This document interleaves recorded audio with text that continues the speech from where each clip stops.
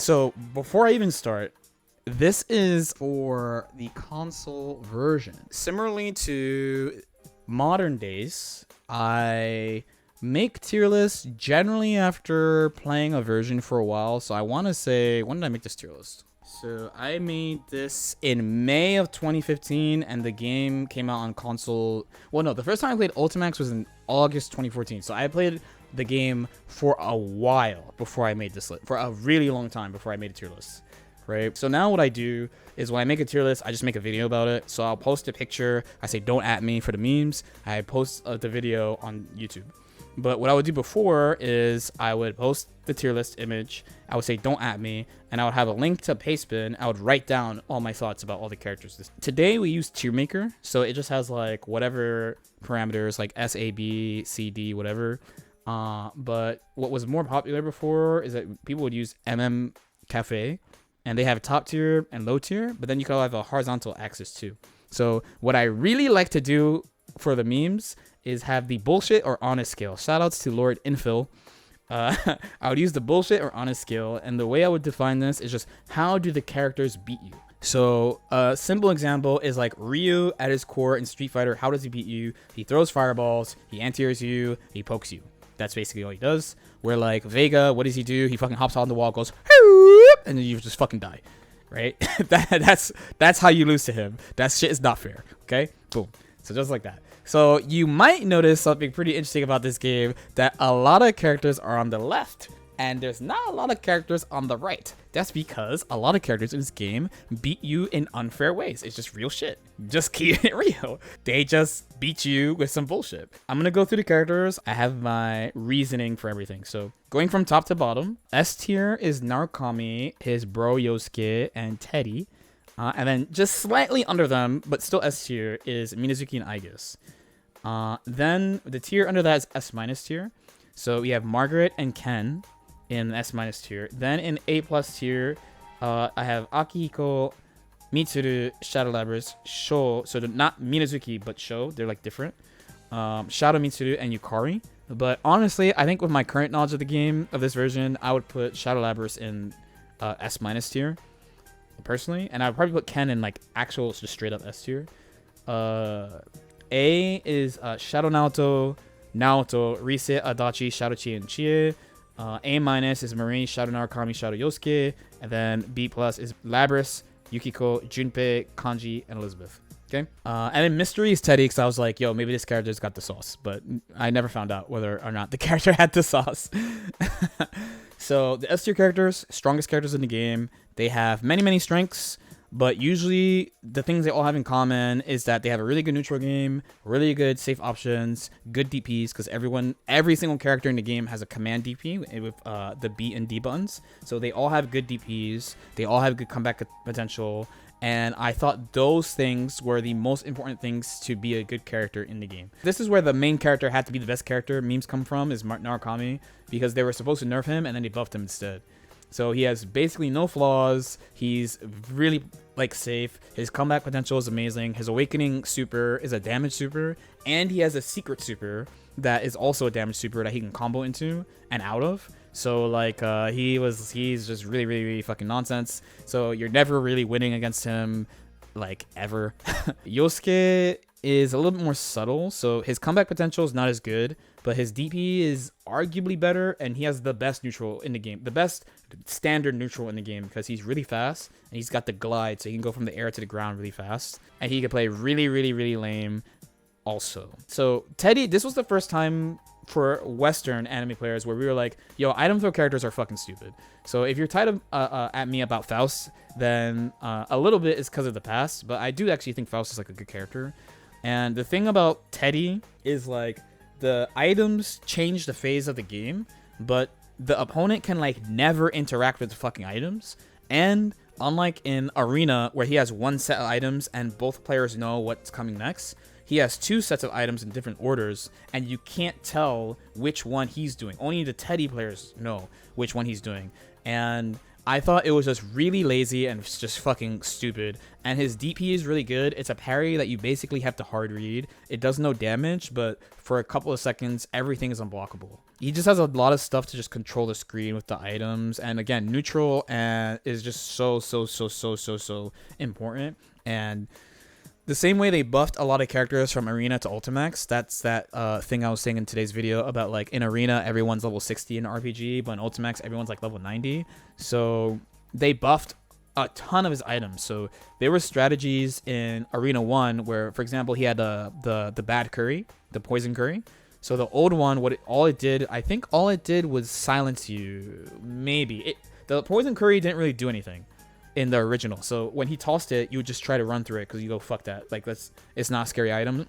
But in Arena 2, I think it causes fear and silence. It causes 2 status effects and it's bad to take it. It's really bad. Like you don't want to actually eat the food this time. Where in Arena 1, you go, fuck him, this item sucks, I'm gonna eat the food. So there's a lot of items like that got buffed, and they gave him a bunch of crazy shit, like the super trumpet. So for Faust players, you know, the trumpet, either the opponent can get it or you can get it, but he has the bike key that if the opponent gets it, the bike hits you. If Teddie gets it, the bike hits you twice. I put a pun in here, by the way, where I said he's very threatening. He's very threatening. Okay, that wasn't very funny. Minazuki. There's shadow characters and there's normal characters. And then there's Sho and there's Minazuki. They both have the same name, but the difference is that Sho doesn't have a persona and Minazuki does have a persona. And Minazuki is the better one. He's just actually a super dry, basic character. For Strive players, you've seen this character before. It's the Miz dispenser who just stands in your face and goes, are you gonna do something? Are you gonna do something? Are you gonna do something? Over and over and over. But his neutral is really good. He actually has a good anti-air, which is super important. And his damage output is consistent and high, which is good. He also has an air DP that's very good. Not all characters have air DPs, but he has one and his is pretty good. Then we have Aigis. So just like Narukami, she got buffed. By the way, this is not that common in fighting games today, but she is better, but they made her harder, which normally they don't do that. Normally what they do is the reason why the character is better is because they did something to make things easier or more consistent. But for Aigis, I don't know, she just became more of a robot or something. I don't know, it's some weird shit. But she is harder. She's harder for sure, but she's a lot better. She's a lot better. She's a lot more consistent, and she uses less Orgia meter. And remember, everything is a 50-50. Every single touch is a 50-50. She has more neutral control stuff, same high damage, same things you can't burst and things. She is way more mobile, not only because of the more Orgia meter, but she just has like more ways to stall. Then we move to the S-. So the difference between S and S- is that the characters in S- have like a minor issue, like just one little thing that keeps them from being overall S. But I will say I think that Ken is probably S, but I'm just reading in the order of my document that I wrote from before. So the character I talked about was Margaret. I think by the time I made this tier list, I think everyone accepted that she was S tier. But when the character came out, I was like, this character's S tier. Just like after a couple of weeks, I'm like, this character is definitely S tier. And people were like, okay, no, you don't know what you're talking about. Okay, you fucking know. Sound familiar, by the way? She has really good jump ins. She has she's so flexible with the persona system. I actually have to talk about how the persona system works at a separate time, but she's really fucking good at it. She has one of the best comeback damage supers in the game. She is really good at controlling neutral in general. She has good set play, and she just zones a lot of characters out. And her only weakness is her defense is trash, because she has a slow mash. Like her fastest buttons are 7 frames, and her DP is a fucking grab. So her defense is really bad. And she's tall. Good in real life, bad in video games to be tall. Now Ken, this motherfucker is a meme. For all the Eddie Zato players who are busting their ass, right? So he has the dog who basically plays the game for you, and the dog doesn't have a meter for usage. The dog has HP. Okay? The dog has HP, not meter usage. So like Eddie, when you do moves, his meter drains, and then if you do too many moves, it's gone. This motherfucker can just, that dog is just going bark all, you know what that dog doing, bro. Like, it's just barking all over you. The motherfucker has basically infinite block strings. He can heal the dog in his block strings. He's got 50-50s out the ass, neutral control, like he has all this shit. His only real flaw is he doesn't do a lot of damage. And his DP kind of sucks. And then in the version we're getting, that's why everyone likes Shadow Ken, because Shadow Ken does damage. This is the character that won Evo in 1.1 is Ken. Then we move to A+, but I'm gonna start with Shadow Labrys because I think she's S-. They nerfed some of the abusable stuff from Arena, but she's still really good. The bite is crazy and adds status effects.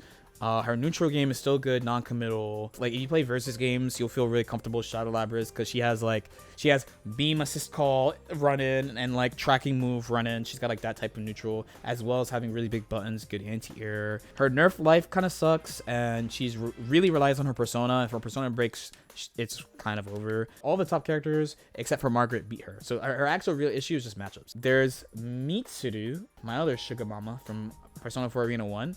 So they nerfed a bunch of stuff because she was the best. Like, understand, she was the best in Arena 1. They added a whole system mechanic so that she would not be as good. They added a new body property. So for my Dragon Ball players, you probably know about like head property moves and things like that. So they added a property just for Mitsuru, basically, called chest, so that they could have moves that were invincible to chest moves, so that you couldn't just fucking stand half screen and fucking mash jab. They also nerfed her set play, but they nerfed everyone's set play. But it's still Mitsuru. Her neutral control is really good. She does a lot of damage.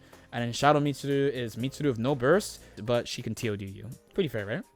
Akihiko, I didn't like him that much in Arena 1, but I thought he was really good in Arena 2 because he's not that reliant on Persona. He has more HP because of all the protein. He has a lot of damage, good anti-air. They buffed his weave. So in Arena 1, his weave, his boxing stance got solved. You have to take really big risks in Arena 1 to open people up with Akihiko's weave. But in Arena 2, they buffed it a lot so that it was actually like a pretty scary like stance. His main issue is that, I mean, he's a boxer, so he has no range. And he's not that fast, and his jump is low. So the jump is good against characters like Mitsuru who are trying to anti-air you, but against like Narukami with his big ass sword, or Yosuke who can fly, or Teddie who has all this fucking nonsense on the screen, it does not help him. Then we go to normal Sho. So he's really uncommon because Minazuki is so good, but this guy is a mixed machine. Am I downplaying Mitsuru? I said she was the best in a... What the fuck? I said she was the best in Arena. I'm not downplaying. Nigga, you know I tell the truth about characters. She was the best. I mained her in Arena. She was the best. Nigga said I was trash in that game, and it was the character that was carrying me in Arena 1. I admit she's the best. In this game, in 1.1, she is not the best. She's just not the best. Like, all the shit that was good is not in the game. Like, what the fuck do you want me to say? Do you want me to lie and say that she's the best anyway? I'm not gonna fucking do that. No, get the fuck out of here. This is for 1.1. If I don't know the current version that's coming out so well, so I can't say the truth. People just asked me about the tier list that I made for the version that I played, and that's it. You can't, there's no way you can say I'm downplaying characters in any fucking game, dude. You know better than to say that. Anyway, Minazuki is so much better and easier that people don't play normal Sho. But he's a mixed machine. He's a mixed machine, doesn't do that much damage. That's his main issue. It's one of those things where it's like you can mix them like 4 times, and then Narukami goes, I'm the pro tag, and kills you in one combo. We will move to Yukari, the Pink Ranger.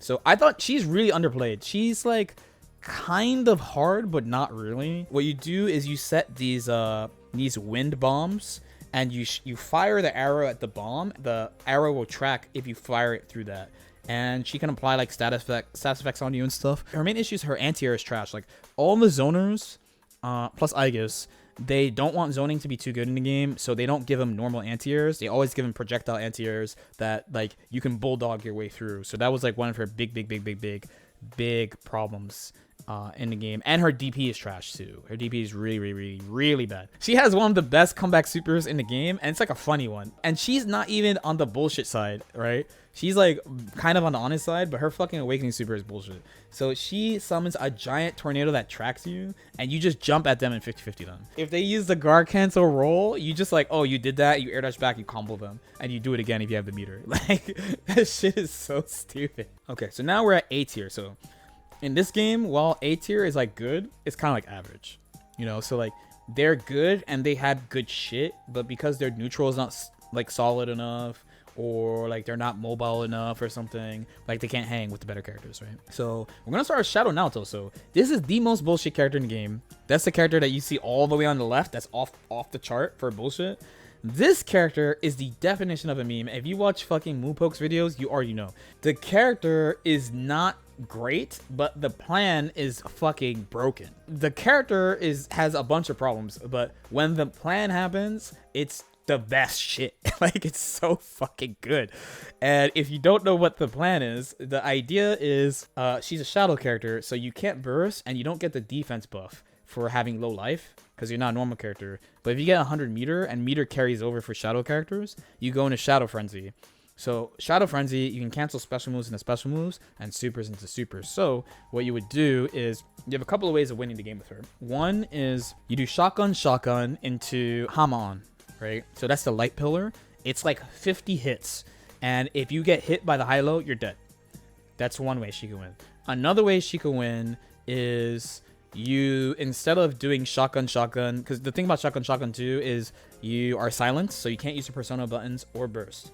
And you are in fear, so everything has more hits done. Combos that won't work normally work only in fear, so she has that. Another way you can win is you win the game normally, but you go into Shadow Frenzy and you just keep their counters low, and then in round 2 you just do like get first hit and then do one mix up and you have 50 meter already, just kill them. You have to win one round normally and then you meme them the second round.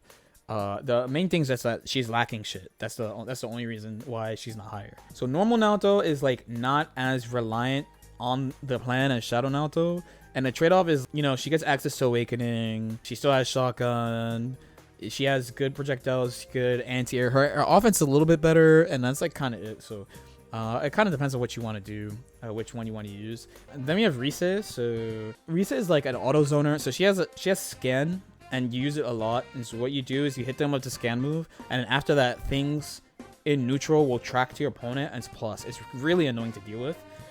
The main issue is that, again, a lot of the characters that are above her have better overall neutral, so they can catch her. But if you can't fight that very well, the matchups are pretty annoying. Like, she was a matchup that Margaret actually had a lot of problems with because she couldn't deal with it very well. She has like good jump-ins as well. If you can deal with the laser, it's kind of okay, but if not, like, her screen control is really good if you can't deal with scan, basically. But she's so reliant on it that it makes her kind of polarizing matchup-wise. Adachi we talked about too. So he's like the definition of mediocre for like almost the entire game, besides his jumping. But then once he's in Awakening, you have to worry about Magatsu Mandala. So once that comes into play, he becomes a fucking meme character where everything kills you, and he tries to put you in checkmate for you beating him. It's really, really annoying to deal with. But because he relies on that so much, he's unstable as a character. That's his biggest issue. Not bad, just unstable. Shadow Chie, she just tries to TOD you. Really nothing else to say. She really just tries to TOD you. Where normal Chie is like, you have more opportunities to make mistakes. You're not really gonna TOD, but you're gonna do like a lot of damage, and like you're just overall more solid. Like it's okay if you get hit type of things. You have burst to bank on, where shadow characters don't have that. Does have to cast TOD you? Not really. So this game has, good question by the way, this game gets memed a lot for a lot of characters having TODs, but honestly in this version, again, this is 1.1, so this is not what we're getting. Again, people asked me to do this, so I'll do it. But in this version, the main thing was the swings. It wasn't about TODs. The main thing was you're beating Narukami, and then, oh shit, like secret super, oh now it's even. Like Narukami has 15%, but he got 50 meter from the Awakening buff, and he's got his secret super and his normal Awakening super, and you got fucking hit, and now you're tied. It's the swings that were the issue.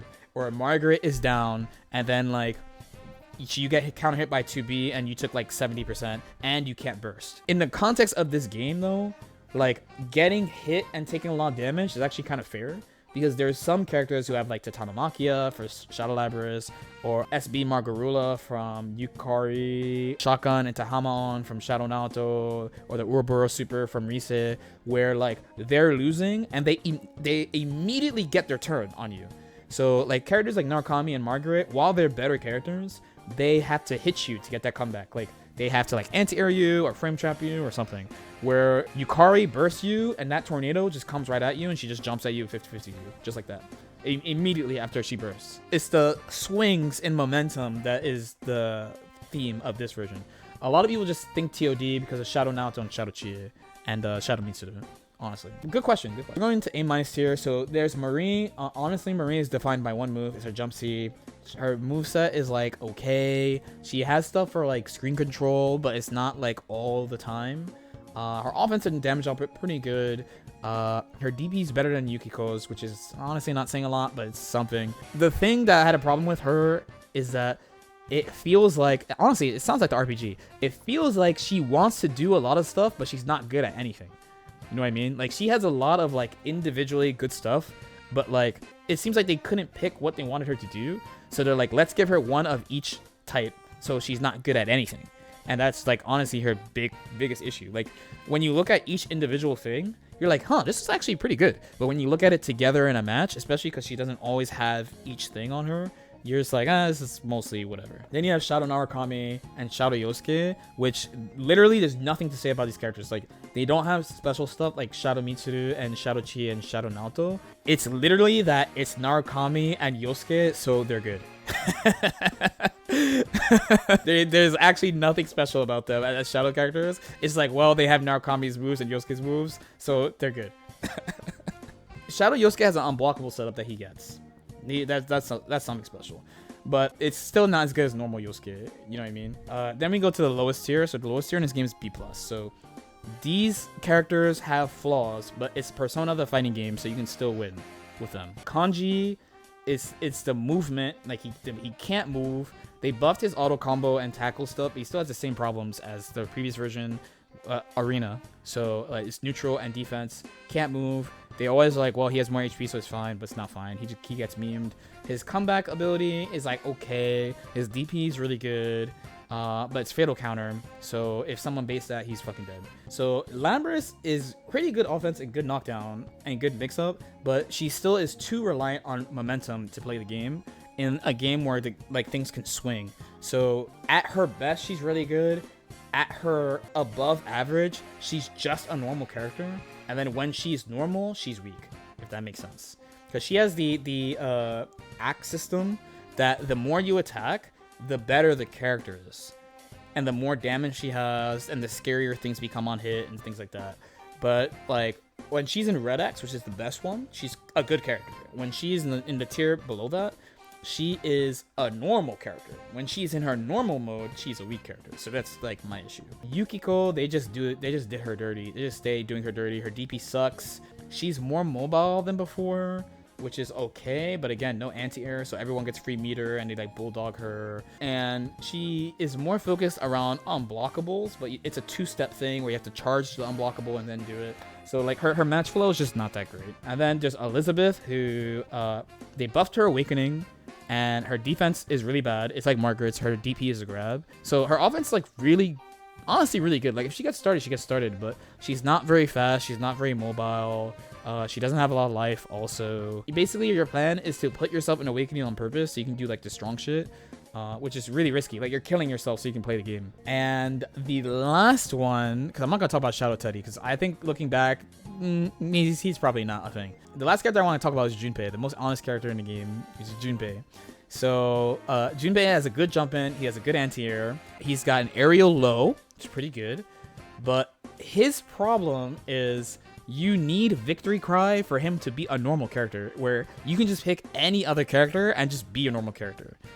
So it's like, what the fuck is the point? Like, you're basically picking Junpei because you like him or you want to flex, or you like the sound of the baseball hits. And the combos are not easy. That's the other thing too. The combos to get your home run count. So he has a meter called the home run meter. It's like a counter, like the fake counter. It goes from 0 to 10. When you get it to 10, Victory Cry automatically activates, and then he just gets to play the game. Like, that's your reward for getting it, is he just plays the game, where you could just pick Narukami and you can not just play the game, you can really play the game. You know what I'm saying? And he has like no bullshit mix-ups, no comeback, anything. You know, like it's just not worth it. It's really, really not worth it. Like Shadow Naoto is not as stable, but when the plan starts, it's fucking over. Like, you're dead. Where would he be with Victory Cry? He would be like maybe an A tier character, maybe like a flat A tier character. Definitely not A+. He's just like flat A, I would say. Like, he's not even that much better for it. The rest of the shadows are not relevant.